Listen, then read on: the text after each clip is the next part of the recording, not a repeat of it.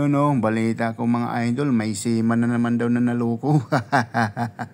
Yan ang sinasabi ko dyan. Yung pinaka-importante dyan, Dol, kahit hindi kayo yung tinadhana, pinaka-importante, natikman nyo yung laway nyo sa isa't isa.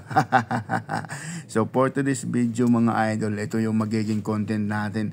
Paano daw mag-sit up ng gear for trading mga idol, you know. So yan yung magiging content natin ngayon mga idol. So dito, ito yung metric. So sa metric may dalawang gear position tayo dito, no. So yung gear position natin dito ay nakadepende sa trade pits natin. Pag yung trade pits natin ay 1 to 4, so ito yung gear position natin, tatlong gear lang ABD kasi yung letters missing, no. Missing, kita nyo naman walang nakalagay, you know. Kaya yung magiging setup lang ng gear natin dito ay yan, ABD. Ngayon, kung kompleto naman mga idol, ay walang missing. So yung magiging gear setup natin ay ayan, ABCD, 4 na gear yan, no. So dito naman tayo sa inches. Dito sa inches, tatlong gear lang din, ABD. Yan o, tatlong gear. Kumpara dito sa metric na dalawa yung gear position, no. May tatlo at saka may 4 na gear. Yan. So magdedepende pa rin tayo sa trade pits. So ito yung hitsura pag tatlo lang yung gear natin. Yan, no. Ganyan yung hitsura niya mga idol. So ngayon dito tayo sa 4 na gear position. For example, 1.5 yung trade pits natin.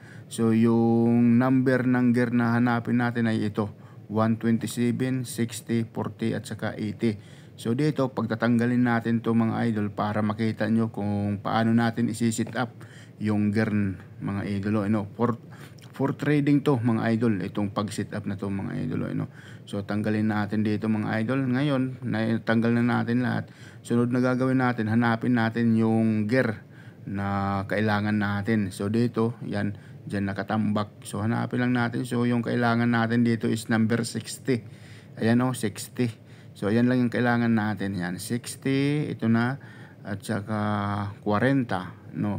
Base doon sa table ng ano natin, trade pits.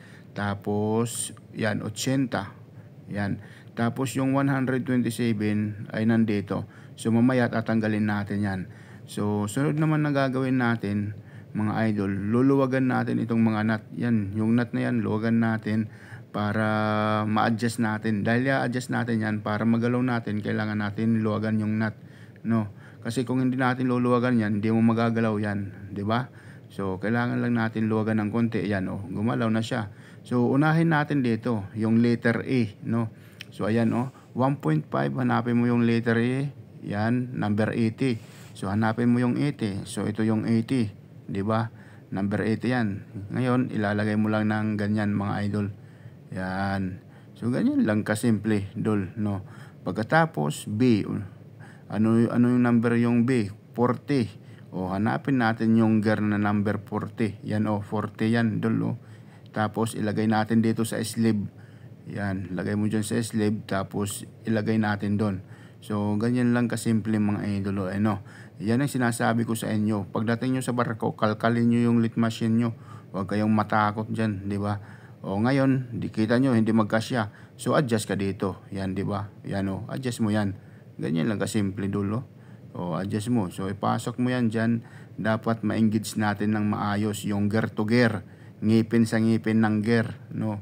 Yan o, kita nyo, na-engage na. So sunod na kukunin naman natin dito ay yung letter C. Ano yung number ng letter C? 60.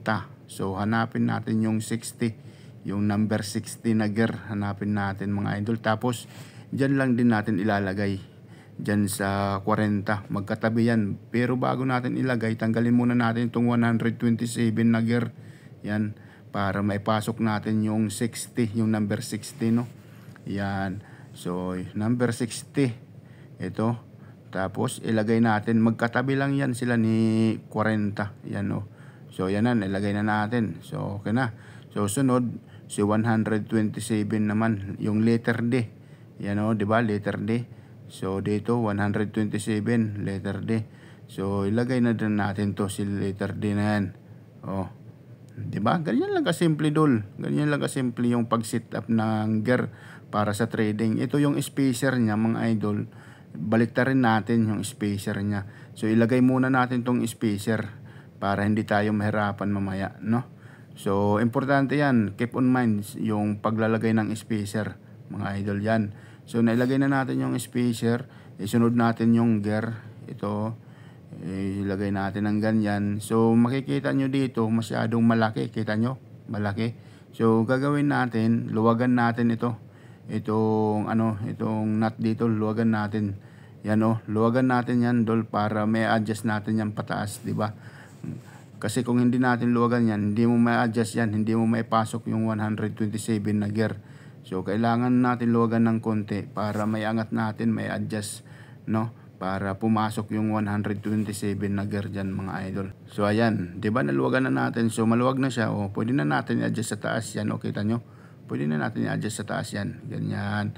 Pagkatapos higpitan natin yan para hindi siya gumalaw pa ibaba, 'di ba? Higpitan lang natin ng ganyan yan. 'Di ba? Ganyan lang kasimple dol. Ngayon, pwede na natin ilagay yung gear na 127. Ayan papasok na yan dahil na-adjust na natin 'di ba? Papasok na yan, mga idol. So ayan na, naipasok na nga natin dito, mga idol. Kita nyo naman. So i-secure agad natin yan. Ilagay natin to, secure natin para hindi mahulog, kasi pag nahulog yan baka mabasag. Disgrasya tayo dyan, mga idol, 'di ba? So ito na yung itsura niya, mga idol. So sunod na titingnan natin yung engage ng gear to gear, ngipin sa ngipin. Dapat tingnan ng maigi na naka-engage ng maayos. Kagaya dito hindi naka-engage, yung gagawin mo, itulak mo lang to pataas para mag-engage, 'di ba? Itulak mo pataas yan kasi mag-i-engage yan pag itinulak mo yan, kasi adjustable yan kasi, mga idol. Ayan kita nyo, naka-engage na. Ngayon dahil naka-engage na yan, sunod na gagawin natin, higpitan natin ng yung nut na yan. Higpitan mo. Yung paghigpit lang, yung yung temporary na mahigpit lang muna, kasi may adjustment pa tayong gagawin dyan. Ayan. Higpitan mo lang, temporary lang, huwag masyadong sobrang higpit. Tapos dito, higpitan mo rin yan para hindi na siya gumalaw, mga idol, no? So ganyan lang kasimple, di ba, dol? Simple lang yan, dol. So ito na siya, dol, ngayon. So dito ngayon, huwag mo munang patakbuhin yung torno. Huwag mong patatakbuhin diyan yung torno, no? Kasi may i-check pa tayo diyan bago natin patakbuhin. So dito tayo sa chuck. Yan, yung chuck na yan, tapos ilagay natin dito sa high speed.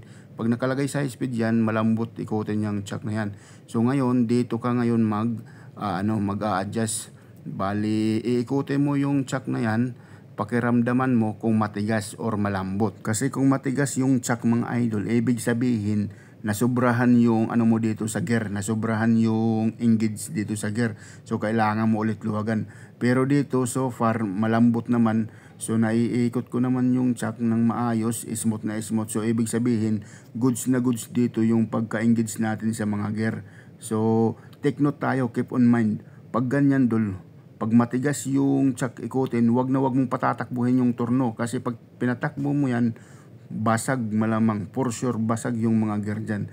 So yung ginagawa ko dyan, iniikot ko muna yung chuck to make sure na malambot, para malaman ko na nasa proper engagement na yung gear ko.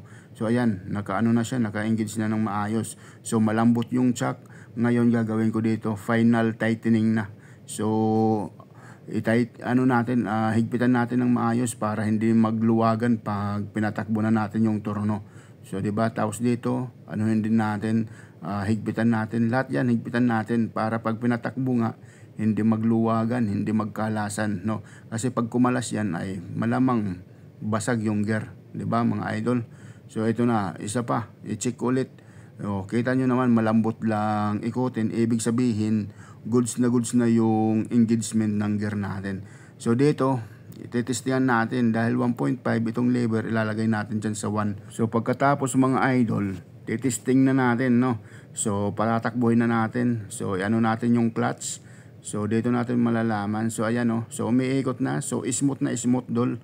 So ganun muna, itetest muna natin yung chuck kung malambot o hindi. Wag nyong patatakbuhin hangga't hindi nyo naiikot yung chuck, kasi mangyayari, mababasag talaga yung gear. So dito, subukan nga natin kung tama yung gear setup natin. So i-tread natin 1.5 yung lever na yan, nakalagay dyan.